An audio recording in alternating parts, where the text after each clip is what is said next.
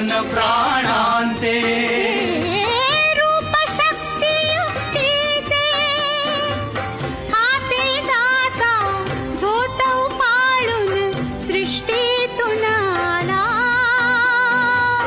10 दिशांच्या हृदयामधून अरुणोदय झाला.